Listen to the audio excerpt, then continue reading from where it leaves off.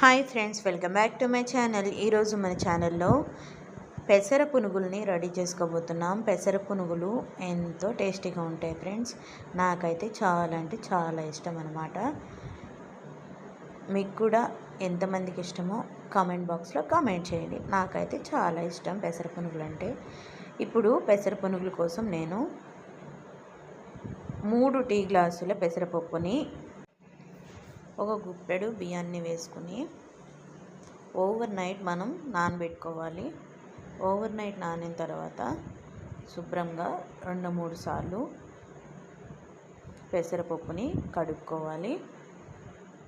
శుభ్రంగా కడుక్కొని ఒక మిక్సీ జార్లో కానీ లేదా గ్రైండర్లో కానీ ఏదైనా కూడా మీ ఇష్టం. వాటర్ ఎక్కువ పోయకుండా కొంచెం వాటర్ పోసుకొని మిక్సీ వేసుకోండి. నేనైతే మిక్సీ వేసుకున్నాను, మీరు గ్రైండర్ కూడా వేసుకోవచ్చు. చూసారు కదా పిండి ఎలా ఉందో, అలా ఉండాలన్నమాట. ఇంకా ఇందులోకి కొద్దిగా అంటే తగినంత సాల్ట్ని యాడ్ చేసుకోండి. జీలకర్రని కూడా 2 టీ స్పూన్ల జీలకర్రని వేసుకోండి, మంచిది. పచ్చిమిర్చి ఉల్లిపాయల్ని చిన్న చిన్న ముక్కలుగా కట్ చేసుకుని పెట్టుకున్నాను. చిన్న చిన్న ముక్కలుగా కట్ చేసుకుని పెట్టుకున్న పచ్చిమిరపకాయలని ఈ పిండిలోకి యాడ్ చేసేసుకోండి. బాగా మిక్స్ అయ్యేలాగా మిక్స్ చేసుకోండి. ఎవరైనా కూడా ఈ పునుగుల్ని చాలా సింపుల్గా చేసుకోవచ్చు. ఎప్పుడు పెసరట్టే కాకుండా ఇలా పునుగులు కూడా ఒకసారి ట్రై చేసి చూడండి. చాలా అంటే చాలా టేస్టీగా ఉంటాయి. మనం పునుగులకి ఎక్కువగా బియ్యం పడినట్టు బియ్యం పడదనమాట. ఇందులో చాలా అంటే చాలా మంచిగా హెల్తీగా పెసలతోనే రెడీ అయ్యే పునుగులు ఇవి. కొద్దిగా బియ్యం అంటే కొంచెం గట్టిపడడానికి కొద్దిగా బియ్యం పడతాయి అంతే. చాలా అంటే చాలా హెల్తీ. ఇప్పుడు దీనికోసం మనం రెడీ చేసుకున్న తర్వాత బాండీ పెట్టుకొని బాండీలో ఆయిల్ వేసుకొని ఆయిల్ హీట్ అయ్యేంత వరకు హీట్ చేసుకుని ముందుగా మనం కలుపుకొని పెట్టుకున్న పునుగుల పిండిని ఇందులోకి ఒక్కొక్కటిగా యాడ్ చేసుకోండి. పునుగుల్ని చిన్నగా వదులుకోండి. మీకు ఏ సైజు కావాలనుకుంటే ఆ సైజులో మీరు వేసుకోవచ్చు.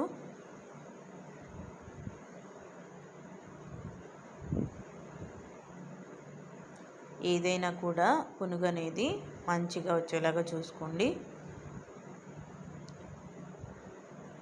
బియ్యం ఎక్కువ వేయలేదు కాబట్టి పునుగు రాదని కొంతమంది డౌట్ పడతారు.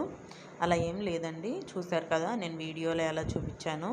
బియ్యం అనేవి ఒక గుప్పెడే ఉన్నాయి, కానీ టీ గ్లాసుల పెసరపప్పు అనేది మనం యాడ్ చేసుకుని ఒక గుప్పెడు బియ్యాన్ని యాడ్ చేసుకున్నాం. అయినా కూడా చూడండి, ఇప్పుడు ఒక 5 మినిట్స్ తర్వాత పునుగులు ఎలా వచ్చినాయి అనేది మీకే తెలుస్తుంది. ఎంతో టేస్టీగా ఉండే ఈ పునుగుల్ని, ఆరోగ్యం కూడా ఎంతో ఆరోగ్యం. ఎందుకంటే ఇందులో మనం ఎక్కువ బియ్యం అనేది యాడ్ చేయలేదు కాబట్టి పెసలు అనేది వంటికి చాలా మంచిది. చూశారు కదా, చూడండి పునుగులు ఆయిల్లో ఎలా మీకు కనిపిస్తున్నాయో. ఇట్లా ఈ విధంగా అంటే ఒకదానికి అంటుకోకుండా ఇంకా రౌండ్గా వచ్చేలాగా బాండీలో వేయంలోనే మంచి కలర్ కనిపిస్తుంది కదా, మంచి కలర్లో ఉంది చూడండి, గ్రీన్ కలర్లో. ఎప్పుడు మనం చేసుకునే నార్మల్ పునుగుల్లా కాకుండా ఇలా కూడా ఒకసారి పెసరట్టే కాకుండా పెసర పునుగులను కూడా రెడీ చేసుకుని తినండి. ఆరోగ్యంతో పాటు హెల్త్ ఇంకా వంటికి కూడా చాలా మంచిది. టేస్ట్ కూడా చాలా బాగుంటుంది. దీంట్లోకి మీరు ఏ చట్నీ అయినా తినొచ్చు. అల్లం చట్నీ, టమాటో చట్నీ, వేరుశనగపప్పు చట్నీ, మీ ఇష్టం ఏదైనా కూడా తినొచ్చు. చాలా అంటే చాలా బాగుంటుంది అన్నమాట.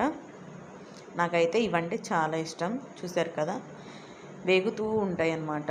ఒక వాయి అట్లా వేపుకోండి, మంచిగా కలర్ వచ్చేలాగా లైట్ బ్రౌన్ కలర్ వచ్చేలాగా వేపుకోండి. మంచిగా కాలుతాయి, ఉడుకుతాయి. మీరు తింటున్నా కూడా చాలా టేస్టీగా ఉంటాయి.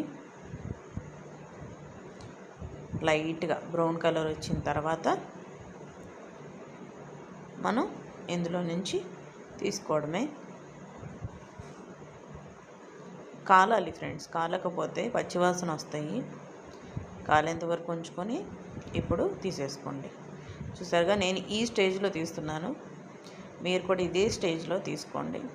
మాడవు, కాలకుండా ఉండవు, కాలు తీయి బ్రహ్మాండంగా ఉంటాయి.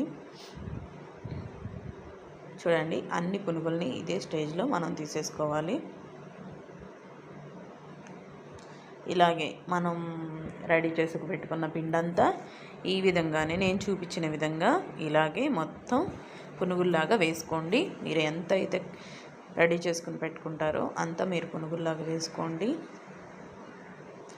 చూసారు కదా ఎంత కలర్ఫుల్గా బ్రౌన్ కలర్లో అండ్ గ్రీన్ కలర్లో కనిపిస్తున్నాయో, ఎంత కలర్ఫుల్గా ఉన్నాయో. నేనైతే ఇందులోకి టమాటా చట్నీ వేసుకున్నాను. సూపర్గా ఉంటాయి. వీడియో కనుక మీకు నచ్చినట్లయితే నా ఛానల్ని సబ్స్క్రైబ్ చేసుకొని వీడియోకి లైక్ ఇచ్చి వెళ్ళండి ఫ్రెండ్స్. బాయ్.